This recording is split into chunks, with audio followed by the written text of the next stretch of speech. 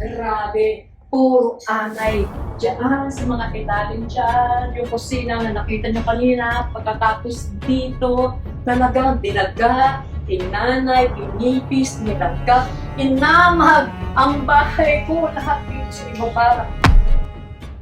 Buti na lang, may mga kaibigan ako nag-alok ng tulong nila, ang Zero Pest.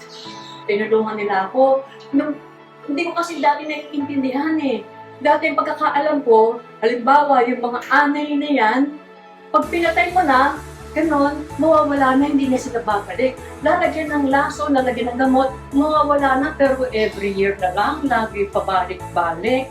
Pero after pandemic, tinulungan ako ng mga kaibigan ko sa Zero Pest. Yung pala pinaliwanag nila sa akin nang dapat pinapatay talaga yung queen ng mga anay.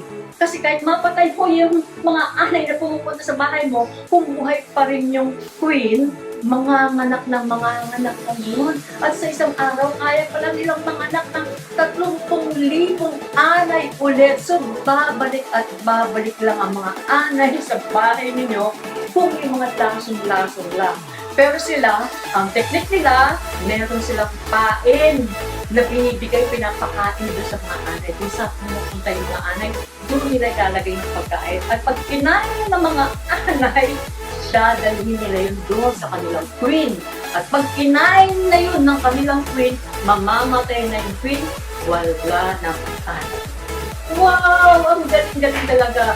Pero ang maganda na Zero Pest, every now and then, nangungumusta sila. Dinadalaw nila ang bahay ko. Chinet-check nila. Of course, sa kanila, sigurado yung anay na tinanggal nila, hindi na yung babalik. Pero kung minsan kasi may mga kapitbahay tayo, baka sa bahay nila meron, at baka pumupunta rin sa atin.